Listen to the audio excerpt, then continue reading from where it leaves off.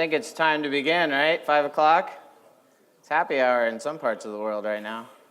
The good news is here it'll be happy hour in like an hour, right? So if you can make it through this talk, then there's a party upstairs on the first floor. If you want to get a nap, you can do that too. But I would suggest wait till I do the live coding part, because that's kind of the sleepy part. So we're here to talk about testing Angular applications. And you notice on this slide it doesn't say Angular 2. In the presentation title on the schedule, it does say Angular 2, but recently they've asked us all to stop saying Angular 2 and start just saying Angular, because Angular 4 is coming out next month. Angular 5 is coming out in the fall. So if we call it Angular 2, then we're going to have to keep changing things a lot. My name is Matt Raible. I grew up in the backwoods of Montana. No electricity, no running water. I had to hike 2 miles to the bus stop every day, and yes, it was uphill both ways. My dad had an interest in computers in the 80s. He got his master's in computer science, or almost got it, from the University of Montana, so I always had that computer background. When I went to work on our Commodore 64 in my parents' bedroom, which was a separate cabin, I used to have to start the stove and wait a half hour so it got warm enough so the monitor would actually work in there. So I've been around computers for quite some time. I work for Stormpath. We do users in the cloud, and you could say that we do users as a software service, but the abbreviation for that is UAS, and I don't really want to say that to anyone. So I like to say user management as a software service. And we basically have a complete identity solution out of the box, which allows you to hook into Active Directory, LDAP, even social logins. It's easy to use, and I'll show you an example of that here when we go through this talk. So how many people have been doing web development for 20 years? That's 1996. I started in 93. Okay, we got a few of you. How many 10 years? Wow, that's about half. How many have just done it in the last couple of years, just started? Okay, keep your hand up if you're doing JavaScript mostly. Mostly the same hand. So this is what got me into it. Originally it was HTML and JavaScript, and now 20 years later we're still doing it. How many people like JavaScript? How many people don't like JavaScript? That was about equal. 40% each time. How many people like TypeScript? Okay, there's more that like TypeScript than JavaScript. That's good. How many people like React? You got like 5. Angular? Most of the room, that's good. How many people have used Angular 2? Okay, how many people are writing tests for Angular 2? About half of the ones that are using it. Okay, is there anyone here that's here for a particular reason? This sometimes works well at some conferences, doesn't it at others? Yeah? Yeah, it's to get some better taste for what to test. Okay, what to test, wants to know what to test. Anyone else? Get a nap? Learn how to do TDD with JavaScript. Okay, to learn how to do TDD with JavaScript? Anyone using Ember? No? What about Dojo? We got one still using Dojo. EXTJS?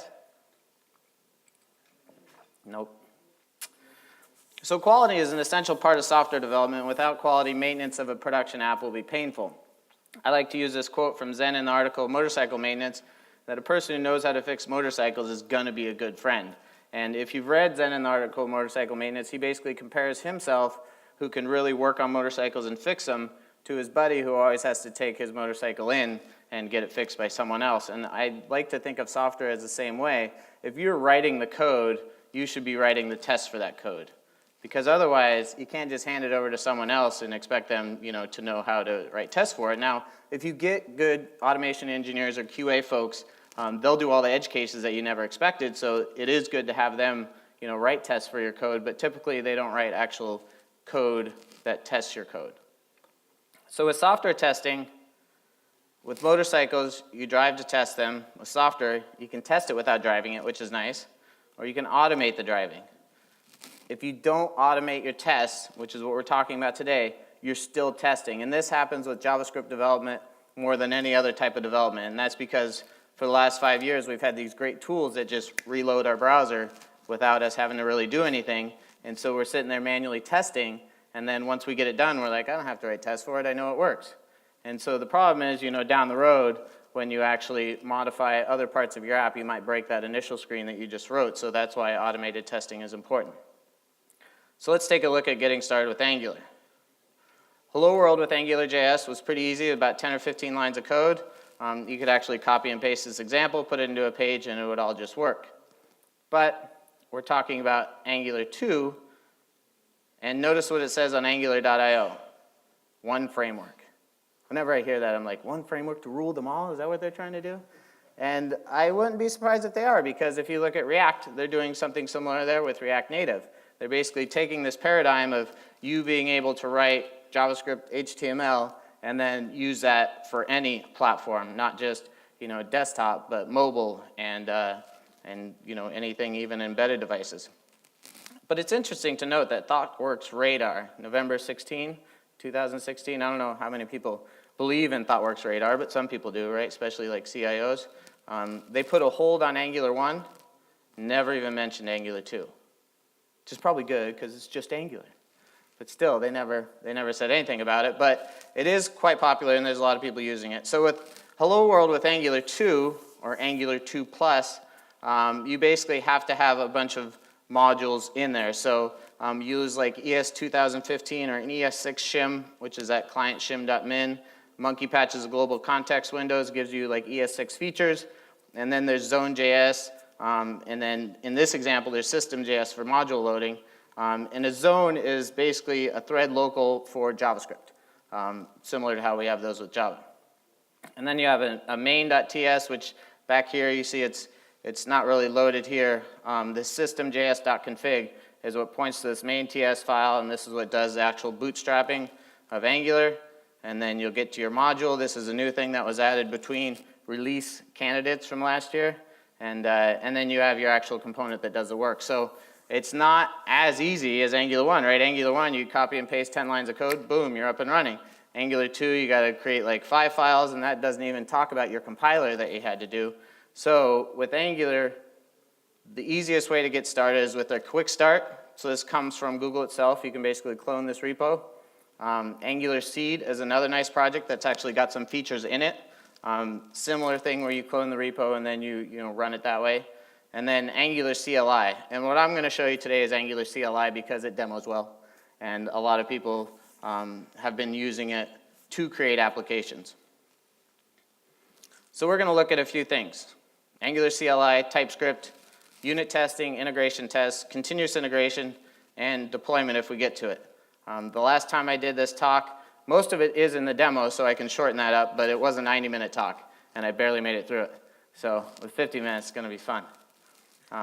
Angular CLI, cli.angular.io, basically it makes it very easy to create an application. You npm install it, or if you're a hipster, you use yarn, and yarn add global, and then they have an ng command. So like I said, npm install -g Angular CLI, and then you create a new demo. You can see I'm already doing it wrong here, ng2-demo.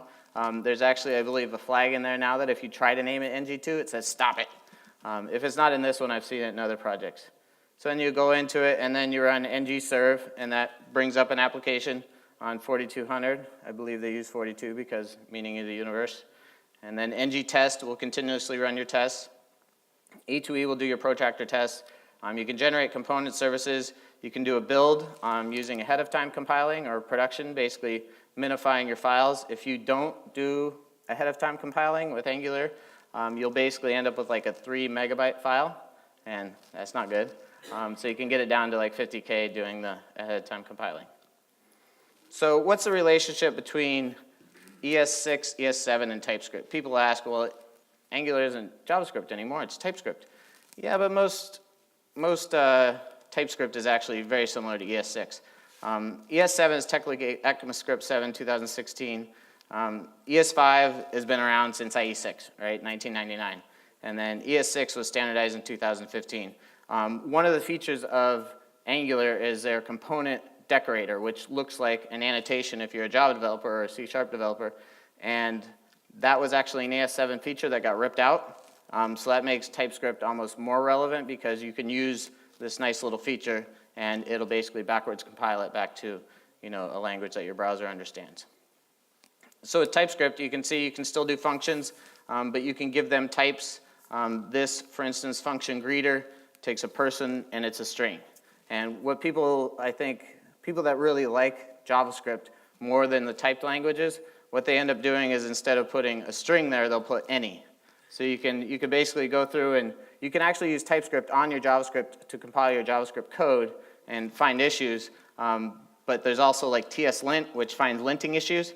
And if you do that on your TypeScript code and you're a JavaScript developer, chances are you'll find a bunch of missing types. So then you just go add any everywhere and then it, gets rid of those. But it is a nice way if you're a Java or C# developer to do that type safety. And JavaScript already has a number of types, right? Number, string, and Boolean.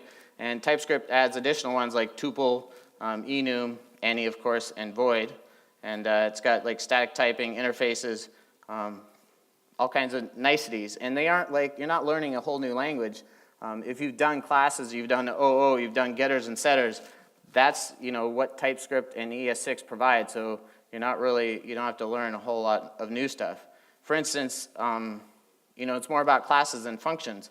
If you look at this example of a bus class, get and set, it's a little bit different from Java in that they aren't in the same method. They're just keywords, get and set, and then you can see, you can have a toString method. So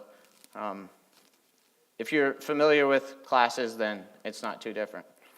There's two types of tests that you'll run across in Angular 2 applications, unit tests and end-to-end tests. And so unit tests are typically run with Karma, and the hardest problem of configuring Karma is just that, configuring it. Once you get it configured, it's all going to work pretty well. You'll have it working great with your Webpack 1 configuration, and then you'll find out that Webpack 2 is twice as fast, and you'll go and try to make it work with that, and you'll spend about a day, and then you'll get it working, and then you can write your tests again. So don't be afraid to look for examples or search for Stack Overflow when you get into that, because that is probably the hardest part. And then Protractor is what you use for end-to-end testing. They originally wrote it for AngularJS, and it was basically, using the WebDriver JS driver to, hit the browser instead of like, Selenium with the Java driver. And originally it had like ngModel was a keyword that you could tie into, and now it's not framework specific at all. So use by CSS, use by ID to grab your elements and verify them. So for a typical unit test example, you just describe, and then you give it a name, and then it is the actual test where you say, what you're trying to test, and then use expectations to say, is this true? So this is your very first unit test, and if you've never written one, this one's pretty easy to write. You change one of those trues to false, and it'll fail. Change it back to true, and it'll pass. It doesn't require DOM, and Jasmine is one of the most popular ones for doing Angular testing. And then you can see here's a test on that bus class, where basically we're just testing the getters and setters. We create a new instance of the class, and then instead of doing like set name like you would in Java, this just does .name equals, and then if you don't do an equals, that's the getter. So you can see bus.name, and it expects it to be Hefe. So now let's get into some live coding. And chances are I might forget to mirror my screens every once in a while, but that's why I put it up on this one, so it's harder to find. And then I'll know I need to unmirror and mirror. Come on.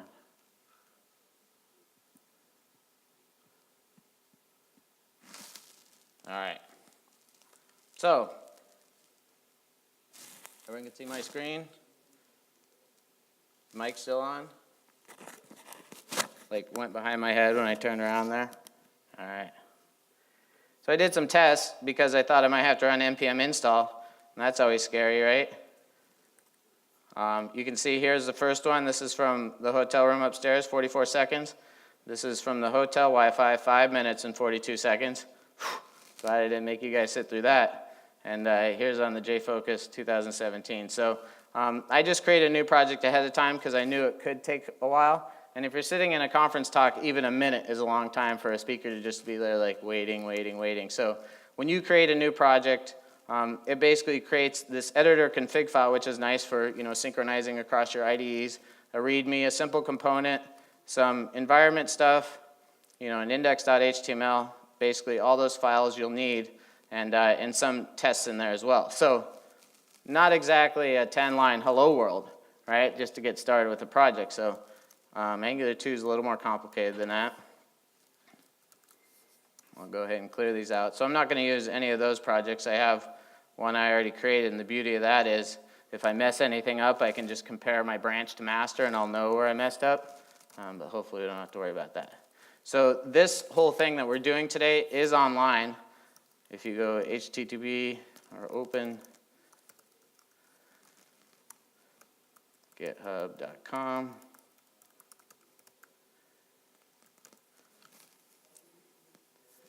Here's what we'll be doing today, except we're skipping the front half. This is a whole tutorial, and the second half is about testing, so that's what we're going to be focused on today. The reason I tell you this is you could go home and do this whole thing, by yourself and see how you created it all. The only difference would be that you're not going to have all the IntelliJ shortcuts that I have to make it quick and easy, but you can copy and paste, which is almost as fast. So just to look at this, we can do ng-serve.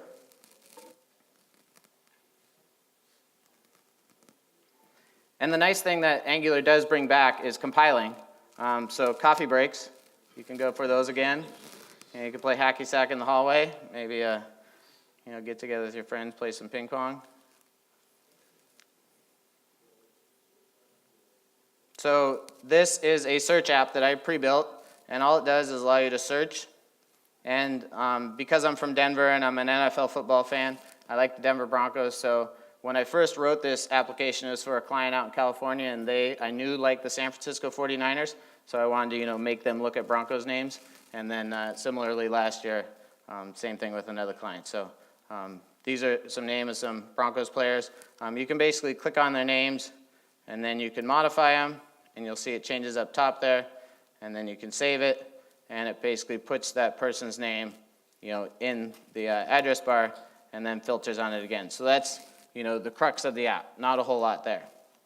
But let me show you the code for it.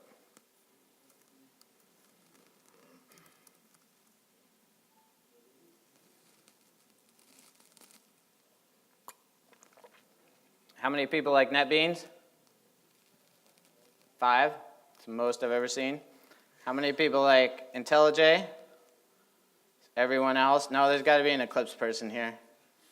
There he is. Are you doing JavaScript in Eclipse? Yeah, we got one. He likes it the hard way. Okay, so when you first open this application in IntelliJ, you're going to notice a couple things here. One, compile TypeScript to JavaScript. I advise you to answer no there, because otherwise what it's going to do is it's going to create .js files all through your source code right next to your TS files. And then you're going to check it into source control and not realize they're there, but they're still there. So that's what your build tool is supposed to do for you. And then the other one is this editor config is overriding code setting. That's fine. That's just this editor config. It's a pretty handy thing that a lot of projects started adding recently. It just tells about char sets and indent styles and stuff like that. So you can actually change if you have 2 or 4 indents, per file type. And then, the rest of this project just has a search, which is a search component.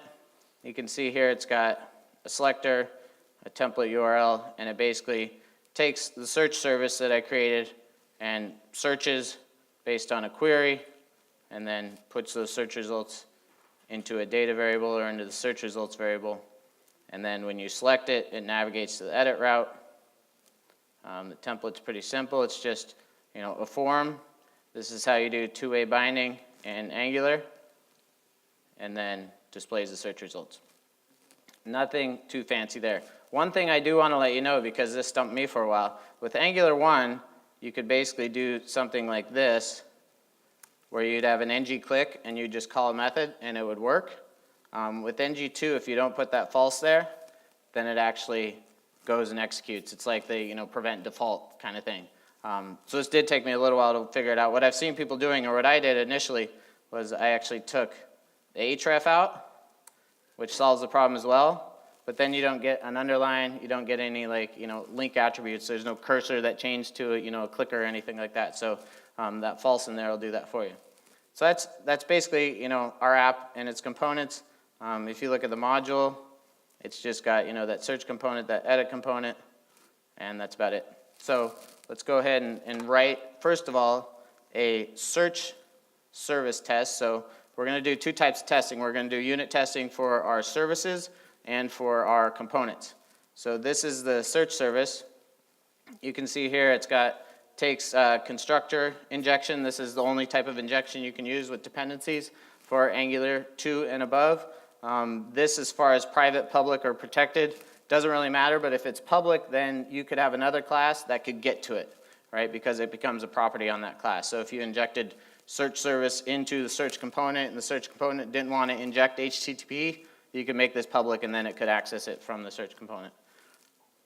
So getAll just talks to a JSON file, and then this is just, my way of doing poor man search, where I take, the blob of text and just see if it contains whatever we're doing.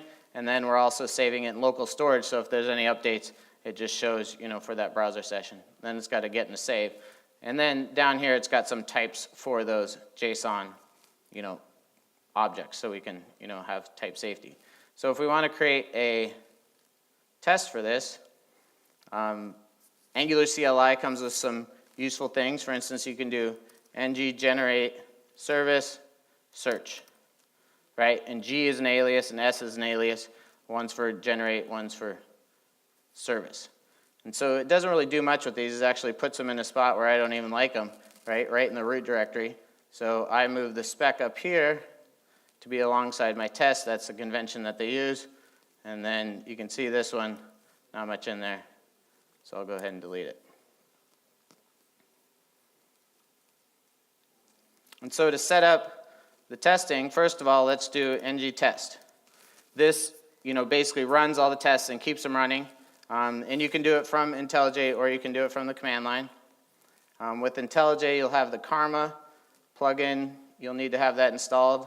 And then you can basically go to Karma and give it a name.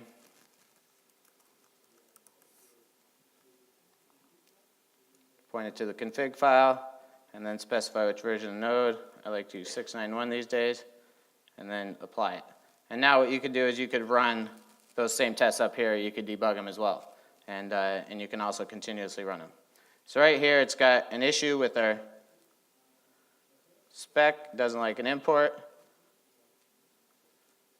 So that file is right in the same directory. So we'll fix that.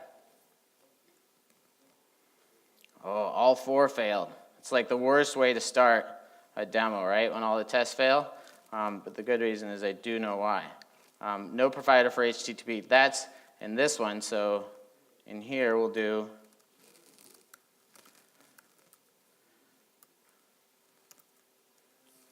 basically this is how you override HTTP. So the search service has that dependency on HTTP, right? We inject it into the constructor.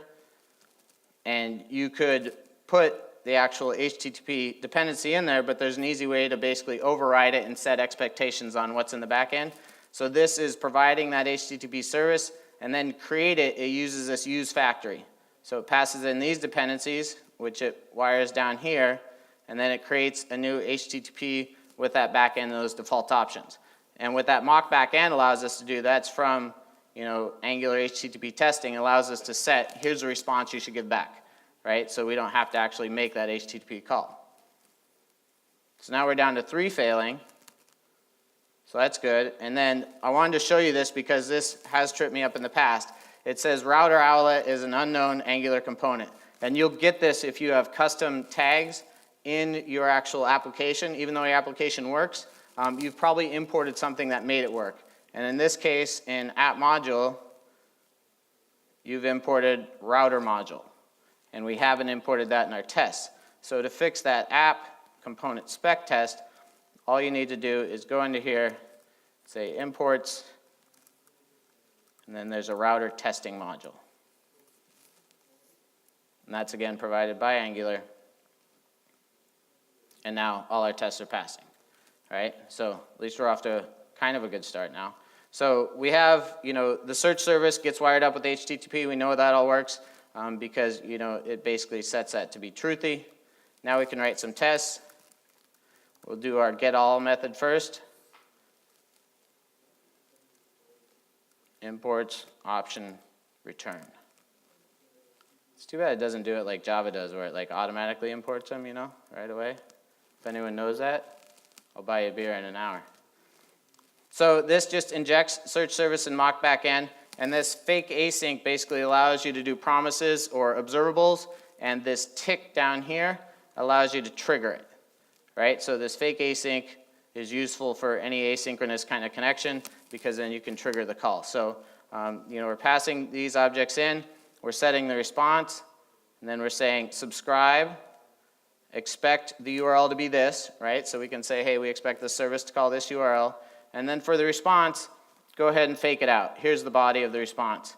And then mock respond on that connection, and then make the actual call, and then tick, right, to make it actually happen, and then expect the response to be that first record, right? And if you were to put like that in there, it's going to recompile it, it's not going to match. Can you guys see that bottom? I can actually move it up. Let's try that.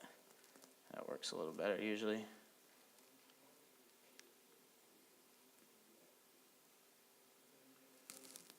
So now you can see one failed. If we take it back to the correct pronunciation of the correct spelling, then it'll work fine. And then we can test the actual searching.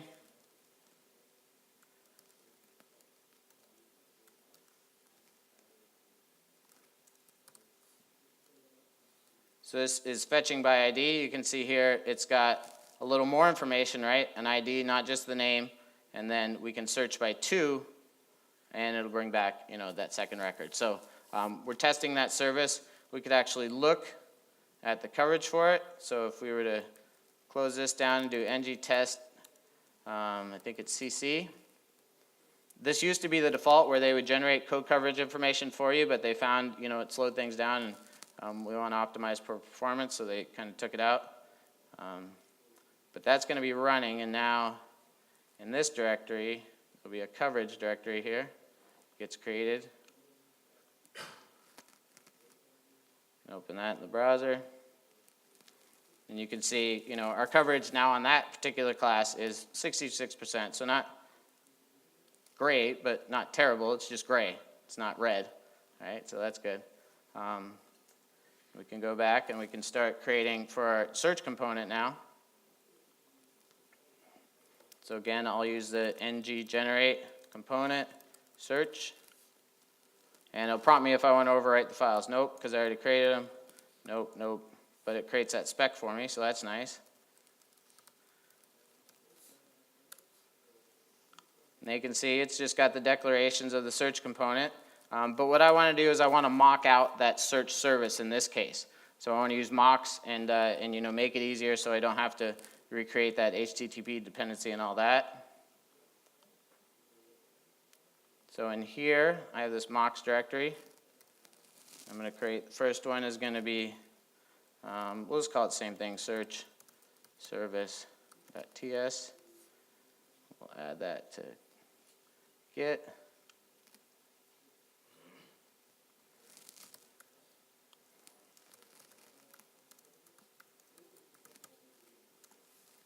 And this extends from this spy object, which I already have in this class. This is just a useful helper that I've gotten from the NG book 2, which is a good book on Angular 2 and testing. And it basically just uses Jasmine spies to allow you to create spies on any of the methods in your class. So if we look back at this mock search service, it extends spy object, and it's got the get all, the get by ID, the search, and the save. And I can now look into and inspect and see if those methods are called. And then it also allows you to set a response and to have observables, right, to use callbacks. And so that's a handy feature for testing the components. The other thing I'm going to need is a mock router, because I don't want to use the real router. So this just extends activated route, which is basically how you get parameters from the URL. And it just creates an observable with parameters. And that allows me to pass in, for instance, an ID to a route and actually, inspect that and make sure it's called. So back to our search component. Now to set all that up, I'm going to delete this before each.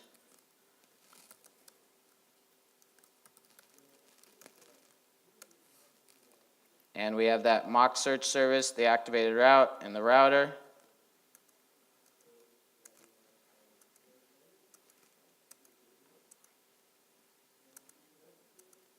And then you need that forms module. If I didn't have this forms module in here, you get this other cryptic error.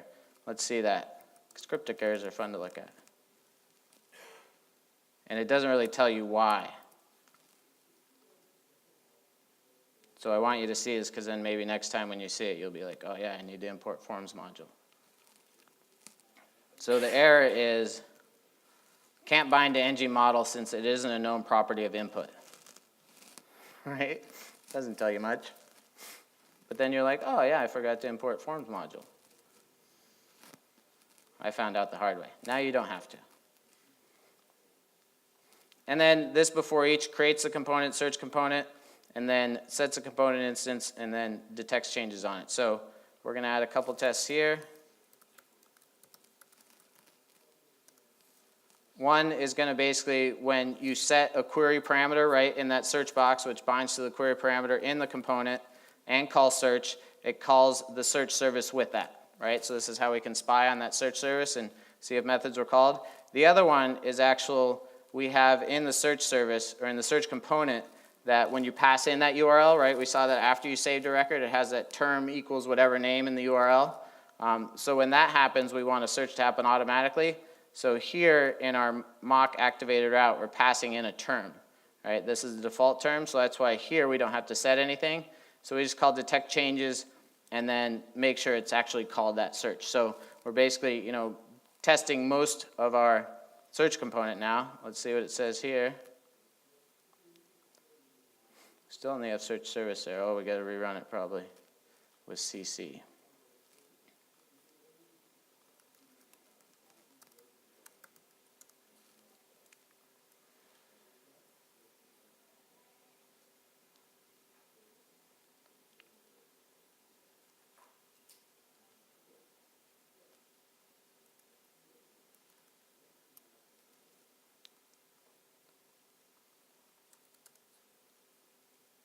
Now we only got one. Oh, that's under app, sorry. So now we have our mocks are in there, which is kind of unfortunate, but hey, we got 91% coverage on our search component, so that's not too bad. Let's generate edit.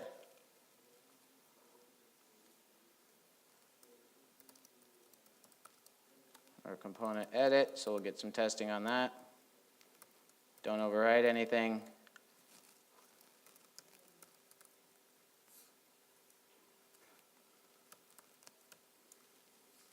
And then so we have this, that all works. For the test bed, we're going to do something similar. This compile components, I just want to, this is something new they added in Angular CLIs like test generation recently. This is necessary if you have a template URL and you're trying to test the actual like HTML that gets rendered in your unit test, which you can do. You used to not need that compile components, but now they put it in there by default. You'll see that I actually get away without having it. So ng edit test bed.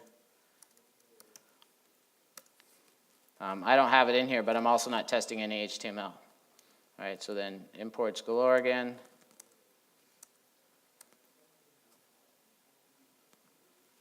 And so with this provide, you've seen this a few times now, it basically allows you to override what's the normal provider. So if you have a component that you're editing and has dependencies in the constructor, you do need to provide things for them. So in the providers, you could just put search service and it would actually get that real search service, right? And probably not a big deal because we're talking to a JSON file on the file system, but if you wanted to talk to a third-party system, then it's not really a unit test. So there's three values you can use here. There's use class, which basically says, hey, substitute this other class or substitute this class. You can use value, which is like this, where we created a mock, or you can use factory, which talks to a function that actually instantiates, an object. So those are the three ways of like using providers and using this test bed with Angular. And then we can write some tests for it.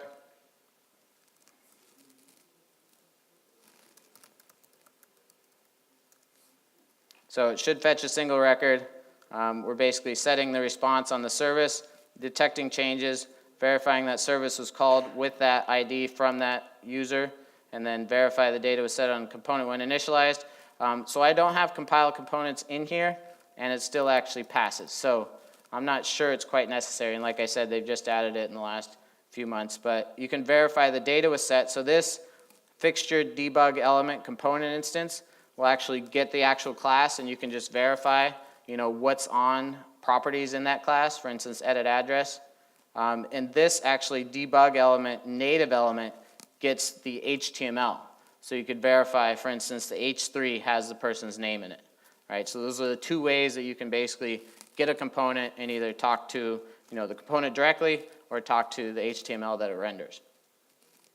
So we have all those tests passing now. Let's go ahead and stop this. We'll cancel that window. And then we'll do ng serve. We'll write some protractor tests.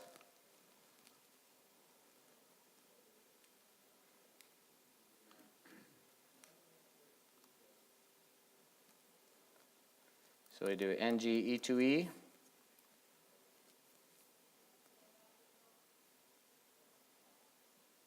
And then the first one is just verifying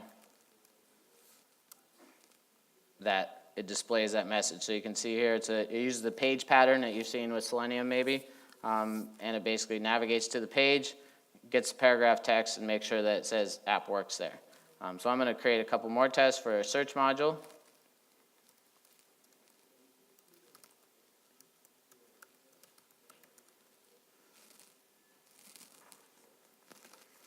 Got my cheat sheet here. So this one describes search. You'll notice that you do have to import browser by an element from protractor.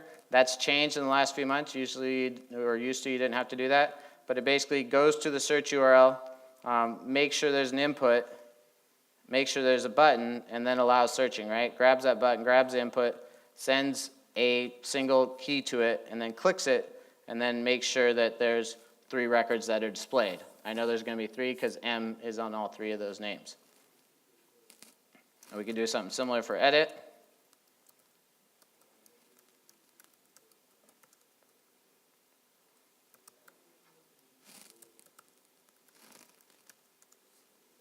So this one, goes to the first record. It grabs all those elements by ID, makes sure that all the values are set, and then should allow updating a name, right, by actually typing in Peyton Manning 1. That was last year, not this year. Anyone watch the Super Bowl? Not over here, right? We got a couple. Anyone Patriots fans? Don't say anything. You haven't watched it yet? Wow, you're a little late there. You better get home because I'm going to talk about it at the party upstairs, so you might want to skip that.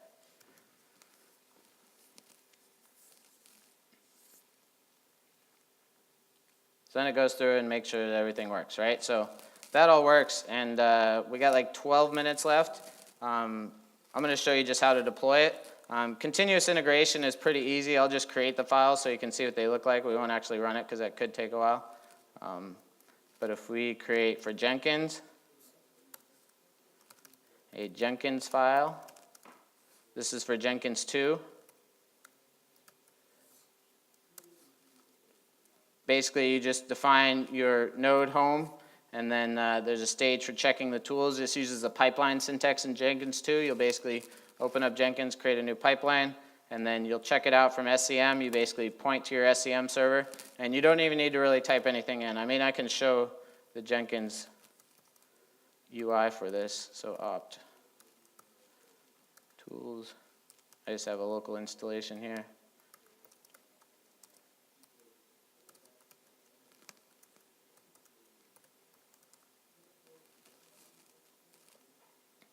And then it runs npm install and ng test. And you have to do the watch false or it actually, keep that stuff running in the background, and then everything's kind of locked up.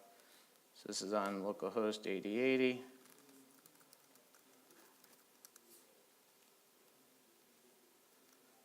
I like to secure it with good old admin. It's just on my machine. So then you'll create a new job. You'll go into pipeline, need a name, ng demo. And then down here, you'll do pipeline from SCM, and you'll git, and then you'll point to your repository URL. And that's basically all you have to do. Like once you do that, you can modify that Jenkins file, and it'll restart your jobs and everything. So that's kind of slick in Jenkins too. And if you want to do it so it does your protractor tests as well, you can do E2E, and basically what this does, you can see there, it SHs and starts ng-serve, sleeps for 15 seconds, waits for it to compile and boot up, and then npm run E2E. So this is only going to work because I have a local machine. I'm running it locally. It doesn't need a headless machine or anything, but if you're doing it on Travis, you're going to need the headless setup, so I'll show you what that looks like. But first, you could also deploy this to Heroku, for instance. So what this does is it checks if a remote Git repository for Heroku exists. If it doesn't, then it adds one. So this would be whatever Heroku instance is. So if I went into terminal here and did Heroku create, then it would be this path right here, right, that you would put in here. And then basically, every time it successfully builds, it'll deploy your instance to Heroku. So that's kind of a nice feature. The other thing you could do is you could use Travis, travis.yml,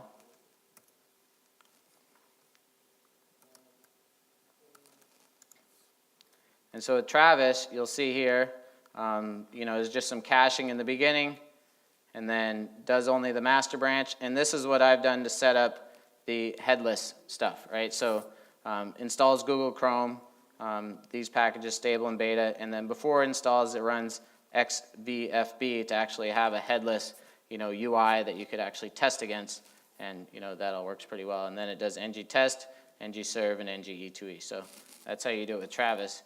And then if you want to deploy to something like Cloud Foundry, what you can do is you can build it, right? So you do ng-build prod AOT, and that's what optimizes it. And then in that dist directory it creates, all you have to do is create a static file, touch static file, capital S, and then you can do a CF push for Cloud Foundry and push it to Cloud Foundry, and it'll all just work. So that's kind of neat. But we don't have time to show you that. I will show you it after if you want at the party. I'll bring my laptop. And I also have an example of deploying to Heroku. When you deploy to Heroku, one of the things that changes with Heroku, you usually do a git push, and then Heroku builds it on the server. That doesn't work out of the box with Angular CLI because it's a dev dependency, and Heroku expects you just to have production dependencies. So you can move some of the dependencies into your production dependencies in the package.json, or you can tweak things so it actually allows you to have those dev dependencies and it builds it on the server. So two different deployment models, right? Cloud Foundry, you build it all and then you send it up. With Heroku, it kind of expects you to do a git push. In this ng demo as well, there's a number of branches just to show you. A git branch. Oh, I don't see them here. Pull. Oh well. Well, there's three other branches in here. There's one for actual Bootstrap 4. So right now it kind of looks plain. There's no CSS in there. There's also one for Material. So you can see what a Material UI looks like, and the forms look much better. And I also integrated one for Stormpath.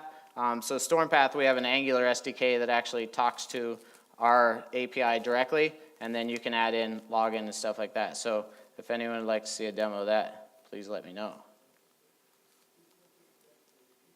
So what you learned, hopefully, or what you saw, was how to unit test Angular services, mocking that HTTP provider, unit test Angular components, mocking out that service using spies from Jasmine, integration test using Protractor, and then continuously test and deploy with a CI server. And I highly recommend this, even if it's just a local Jenkins server, because then when you broke stuff. The only weird thing is you might want to use like Firefox instead of Chrome, because if you're using Chrome all the time and then all of a sudden Protractor takes over Chrome and starts doing this stuff with you, you'd be like, what? So that's why usually I configure Firefox and have those run my tests. The nice thing about TypeScript and TSLint which is a linter that goes through and tells you if your syntax is incorrect, is a lot of the style guides for Angular now are built into those. So they can tell you when you're doing things, not the Angular way. There used to be John Papa's AngularJS style guide, and there's a few other ones out there that did become popular with Angular 1, and those guys all collaborated to make Angular 2's official style guide. So now the nice thing about Angular 2 and beyond is there's only one. I recommend NG Book 2. This is where I learned most of the stuff about testing that I know. They have a ton of sample apps, 5,500 lines of code in there. Really good guide for learning Angular 2 and beyond. There's a new book coming out, Testing Angular 2. They're going to have to make a new cover, right? Can't be Angular 2 anymore. It's just Angular. And so this is coming out in spring 2017. The last I checked, there's 4 of 10 chapters. There's probably a couple more done by now. I encourage you not to be afraid of testing. Don't just do it in production.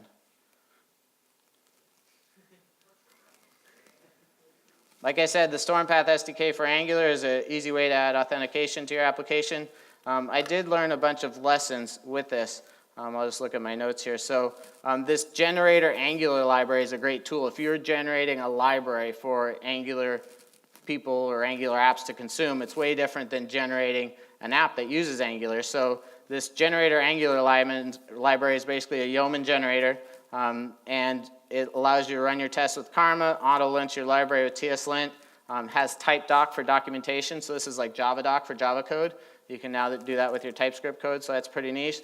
And then it has tools to publish your library to NPM. So it's a very easy way to basically get started with writing a module. A couple things I learned: you can override templates and components with an ng outlet template. The problem that I found there is once you override a template, like say I created in Stormpath's SDK and then you used it in yours and you wanted to override the template, any methods that are referred to in that overridden template, you have to put into your component. The way around that is with Angular 2.3, they allow component inheritance. So just like you can extend a class in Java, now you can do that with TypeScript in Angular 2.3. So you can say extends this component, override the template, it all just works. The problem is if you're using anything less than 2.3, there's no compiler warnings. It just doesn't work. So when it goes to like find those methods that it expects in your component or in the parent component, they just aren't there and you get errors. So if you can, use Angular 2.3 and the component inheritance is pretty nice. And writes lots of tests and demos. I've found so many bugs just from doing things different ways with different back-end frameworks and stuff like that. So it's been a good experience altogether.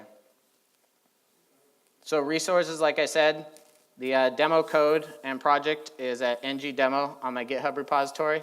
And this is something that I do keep up to date. So every time there's a new Angular CLI release or a new Angular release, I go in there and update it and make sure everything works. This was very valuable for me when Angular was doing all the release candidates last summer and they kept breaking things between releases. Because then I would get up to date and learn how to do stuff. That testbed stuff where you can use like use value, use factory, and use class, none of that was documented last August. And I spent like 2 days like searching the internet, trying to figure out how to do it. And you know how I finally figured it out? I didn't have internet access. And I was like, I'll dig in and figure this out. So I had like a 3-hour train ride across Colorado, and that's when I was like, okay, no internet, let me just try to do this. And it turns out to be pretty simple. So now it's documented. There's plenty of documentation out there. And if you read the tutorial on DocGist, it looks a lot prettier than the one on GitHub, but it's the same file. So if you have any questions, I'd love to hear them. I also have a bunch of swag up here. I got some Stormpath stickers.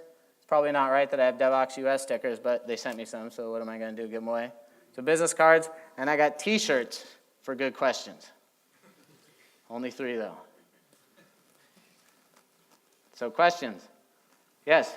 I'm just wondering if Angular CLI, is it wise to use that for real production applications, or is it just for playing around with Angular? So the question was, is Angular CLI for production or just for development? It's based on Ember CLI, and you'll actually see some things in there.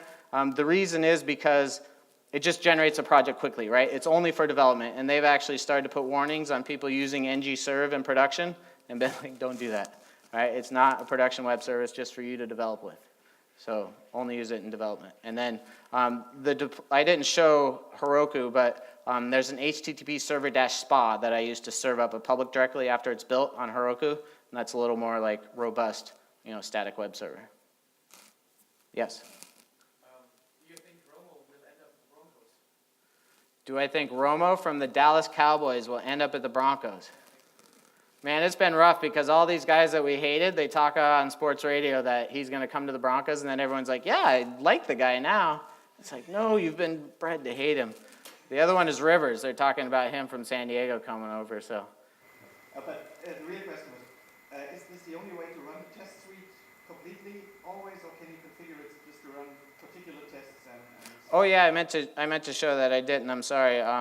So one of the features that does exist in basically Jasmine and Karma is that you can do X on either describe or on it, and that excludes it, and it'll tell you that you skipped it. Similarly, you can use F, and that only runs that test or that code block.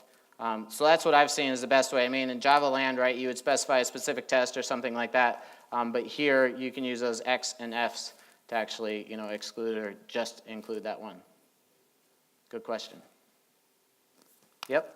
can you use Protractor for both Angular and AngularJS? Can you use Protractor for Angular and AngularJS? Yes, because with AngularJS, with Protractor like 2, I think it was, they had by.model, and that would work with AngularJS, and now I think they've ripped that out, so now you use by IDEA, you use by CSS, and you grab those selectors that way. And you can use the same version with both, yes. Yep. Don't forget the t-shirts. Right, he's got one, he's got one, he's got one. They're all gone. Now the questions are gone too, right? Well, we're over time anyway, right? There's beer to drink. Enjoy.